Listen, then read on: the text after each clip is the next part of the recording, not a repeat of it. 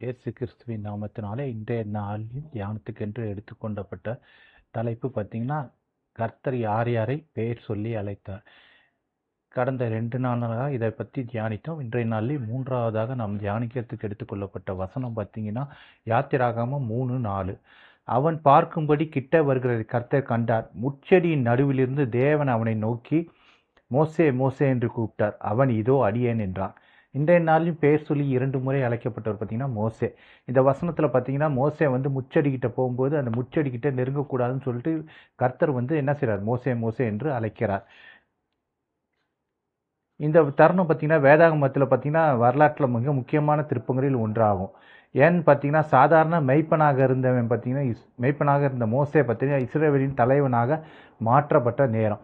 இந்த இடத்துல தான் என்ன செய்கிறார், மோசே தன்னை மெய்ப்பனாகவே நினைத்து கொண்டு அந்த முச்செடிக்கிட்ட கிட்ட நெருங்கி போகிறார். ஆனால் கர்த்தர் மோசையை என்ன செய்கிறாரு, அந்த நேரத்தில் அந்த இடத்துல என்ன மாற்றக்கூடிய மோசையை ஒரு இஸ்ரவேலின் தலைவனாக மாற்றக்கூடிய ஒரு வாய்ப்பை மோசைக்கு கொடுக்கிறார். தேவன் நம்முடைய ஆர்வத்தை கவனிக்கிறார். அவன் பார்க்கும்படி கிட்ட வருகிறதை கர்த்தர் கண்டார். மோசே அந்த விசித்திரமான காட்சியை கண்டு விலகி போகாமல் அதை புரிந்து கொள்ள முன் வந்தார். நாம் தேவனை நோக்கி ஒரு அடியை எடுத்து வைக்கும்போது அவர் நம்மை நோக்கி 10 அடி வருகிறார். நம்முடைய ஆவிக்குரிய காரியத்தை ஆர்வத்தையும் தேவன் உன்னிப்பாக கவனிக்கிறார். ஸோ நம்ம பார்த்திங்கன்னா கர்த்தர்கிட்ட நம்ம ஒரு அடி நெருங்கி போகும்போது அவர் நம்மளை நோக்கி 10 அடி எடுத்து நம்மளை நோக்கி வருகிறார். ஸோ இந்த மாதிரியான நேரங்களில் நம்மளோட ஆவிக்குரிய காரியங்கள் எப்படி இருக்குது, எப்படி நம்ம இருக்கோம், நம்மளோட ஜீவியம் எப்படி இருக்குது, எல்லாத்தையுமே கர்த்தர் பார்க்குறார். ஸோ அந்த இதை பார்த்து தான் நம்மளுக்கு என்ன செய்யணும், பல வகையான ஆசீர்வாதங்களை நம்மளுக்கு கொடுக்குறார். அது போல தான் மோசையோட வாழ்க்கையில் பார்த்திங்கன்னா அந்த மோசைக்கு ஆவிக்குரிய எப்படி இருக்கிறாருங்கிற ஒரு நோக்கி தான் அந்த இதை கிட்டக்க நெருங்கி மோசே மோசே என்று முச்செடிக்கிட்ட கூப்பிடுகிறார்.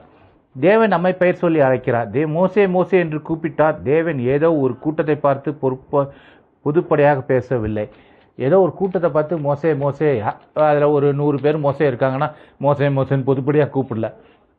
உன்னிப்பாக தனிப்பட்ட முறையில் என்ன செய்கிறாரு, மோசையை அழைக்கிறார். அந்த பனாந்தரத்தில் அந்த பாலைவனத்தில் மோசையை நோக்கி ஆடு மேய்க்கக்கூடிய ஒரு மெய்ப்பரை மோசே மோசே என்று கூப்பிட்டு அந்த மோசையை கொண்டு ஒரு ராஜ்யத்தை கட்டி எழுப்பக்கூடிய, வம்ச வழியை கட்டி எழுப்பக்கூடிய ஒரு வாய்ப்பை ஏற்படுத்துகிறார். அந்த இஸ்ரவேலின் தலைவனாக மோசையை உருவாக்கக்கூடிய ஒரு பலத்தை கர்த்தர் மோசைக்கு கொடுத்து அந்த நேரத்தை உபயோகப்படுத்தி கொள்கிறார். தேவன் உங்களை உங்கள் பெயர் சொல்லி அழைக்கிறவர். நீங்கள் அவருக்கு ஒரு எண் அல்ல, அவர் நேசிக்கும் ஒரு தனிநபர். உங்களை தனிப்பட்ட முறையில் வழிநடத்த விரும்புகிறார். ஸோ நம்மளை கூட நம்ம தேவன் என்ன செய்கிறார், நம்மளையும் அந்த மாதிரி தான் வழி நடத்த விரும்புகிறார். நம்ம கும்பலோட கும்பலாக 101வது ஆள் 102வது ஆளுன்னு அப்படி கிடையாது. நம்ம தனிப்பட்ட முறையில் பேர் சொல்லி அழைக்கப்பட்டவர்கள். அந்த அழைப்புக்கேற்ற நம்ம பாத்திரமா இருக்கிறோமா என்று கர்த்தர் நம்மளை நோக்கி பார்த்து கொண்டிருக்கிறார். இந்த மாதிரியான பார்க்கக்கூடிய கர்த்தர் நம்மளுக்கு தேவைகள் வரும்போது கட்டாயம் முன்னின்று நம்மை அழைத்து கை தூக்கி மேல் நோக்கி கொண்டு போகக்கூடிய ஒரு ஆண்டவராக இருக்கார். நம்மளோட தேவைகள் எல்லாவற்றையுமே அவர் நம்மளோட வாழ்க்கையில் சந்திக்கிறார். அது போல தான் மோசைக்கும் அந்த வாய்ப்புகளை ஏற்படுத்தி கொடுத்து ஒரு ராஜ்யத்தின் தலைவனாகவே மோசையை உருவாக்கினார். நம்மளையும் கூட ஒரு நாளில் தேவன் நம்மளையும் இந்த வாய்ப்பை கொடுப்பார். நாமளும் அதை பயன்படுத்தி கொள்ளும். அதுதான் அழைப்பை பார்த்தீங்கன்னா, அந்த அழைப்புன்னு பார்த்தீங்கன்னா மோசைக்கு பார்த்தீங்கன்னா ரெட்டிப்பு தன்மை கிடைக்குது. அழைப்பின் ரெட்டிப்பு தன்மை. வேதாகமத்தில் தேவன் ஒருவரை 2 முறை சொல்லி அழைத்தால் அது பார்த்தீங்கன்னா முன்னாடியே பார்த்தோம், ஆபிரகாம், அப்புறம் சாமுவேல். அந்த அழைப்பின் முக்கியத்துவத்தை அவசரத்தையும் குறிக்கிறது. மோசைக்கு ஒரு பெரிய பொறுப்பு காத்திருக்கிறது என்பதை இது உணர்த்துகிறது.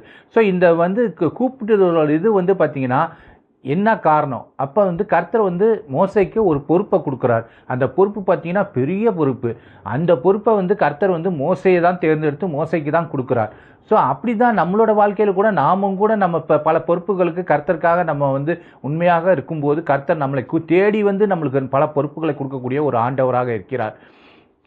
கீழ்ப்படிதல் என்பது. ஸோ மோசையை கூப்பிடும்போது என்ன பார்த்தீங்கன்னா, மோசை ஏன் கூப்பிடுறீர்கள் அல்லது நான் என்ன செய்ய வேண்டும் என்று கேட்கவில்லை. மாறாக இதோ அடியேன், ஹியர் ஐ எம் என்கிறார். ஒரு முழுமையான சரணாகதி. நான் என்ன செய்யணும், கர்த்தர் ஏன் என்னை கூப்பிட்றாரு, எதுக்குங்க சாமி, என்ன சாமி சொல்லுங்க சாமி அப்படின்லாம் கேட்கல. கர்த்தரை நான் சொல்லும் அடியேன் தான். இதோ அடியேன், சொல்லும் அடியேன், இதுக்கு முன்னாடி பார்த்ததும் அப்படி தான் இருக்குது. ஸோ இந்த மாதிரியாக தான் கர்த்தரை வந்து தேடி எல்லாம் செய்கிறாங்க. அடிப்பணிந்து கர்த்தரோட வார்த்தைக்கு அடிப்பணிந்து அவர்கள் வந்து தன்னை அர்ப்பணித்து சொல்லும் அடியேன், இதோ அடியேன், நான் வந்து என்ன செய்யணும், மோசே வந்து நான் இருக்கிறேன் ஆண்டவரேன்னு சொல்லி தன்னை முழுமையாக கர்த்தர் இடத்தில் ஒப்பு கொடுக்கிறார். ஸோ அந்த ஒப்பு கொடுக்கும்போது அந்த வந்து மோசைக்கு வந்து பல வகையான ஆசீர்வாதங்களை கொடுக்கிறது. தேவன் நம்மை அழைக்கும் போது காரணங்களை கேட்பதை விட நம்மை அவரிடம் ஒப்பு கொடுப்பதே மிக சிறந்தவர். நம்மளை கூட தேவன் ஒரு நாள் நிச்சயம் எல்லாரையும் அழைப்பார், நம்மளோட தேவைகளை சந்திப்பார். அந்த மாதிரியான நேரங்களில் வந்து நாம் வந்து எதுக்கு சாமி கூப்பிட்றீங்க, என்ன சாமி விஷயம் சொல்லுங்கள் சாமி அப்படின்னு கேட்காம நம்மளை முழுமையாக கர்த்தருக்கு கீழ்ப்படிந்து சொல்லும் அடியேன், இதோ கேட்கிறேங்கிற அந்த பதிலை நம்ம என்னைக்கு சொல்லி கர்த்தரோட முழு ஆசீர்வாதமே பெற்றுக்கொள்ள முடியும். தேவன் உங்களோடையும் பேச விரும்புகிறார். ஆனால் அவர் பேசும் வரை மோசே காத்திருக்க வேண்டியிருந்தது. அதுபோல் நாமும் உலக காரியங்களிலிருந்து விலகி முச்செடி எறியும் அந்த பரிசுத்த இடத்திற்கு ஜெபம் மற்றும் வேதாகமம் வரும்போது கர்த்தருடைய சத்தத்தை கேட்க முடியும். ஸோ அந்த முச்செடி நம்மளுக்கு வந்து எங்கே முச்செடி இருக்குது, பாலைவனம் எங்கே இருக்குதுன்னு நம்ம தேடாமல் நம்ம வந்து கர்த்தருக்காக நம்மளோட ஜெபங்கள்லையும் நம்மளோட வேத வாசிப்புகளையும் நாம் வந்து கர்த்தருக்காக உண்மையாக இருந்து அவருக்கு கீழ்ப்படிந்து நாம் நடக்கும்போது நிச்சயமாக நமக்கு அழைப்பு வரும். நாம் காத்திருக்க வேண்டும். அந்த அழைப்பின் சத்தத்தை கேட்கறதுக்கு தயாரான மக்களாக காத்திருந்து கர்த்தருடைய ஆசீர்வாதத்தை நாம் பெற்றுக்கொள்ளக்கூடிய ஒரு பாக்கியத்தை நம்மளுடைய வாழ்க்கையில் கர்த்தர் நம்மளுக்கு நிச்சயம் தருவார். தேவன் தாமே இந்த திருவசனங்களை ஆசீர்வதிப்பார். ஆமென்.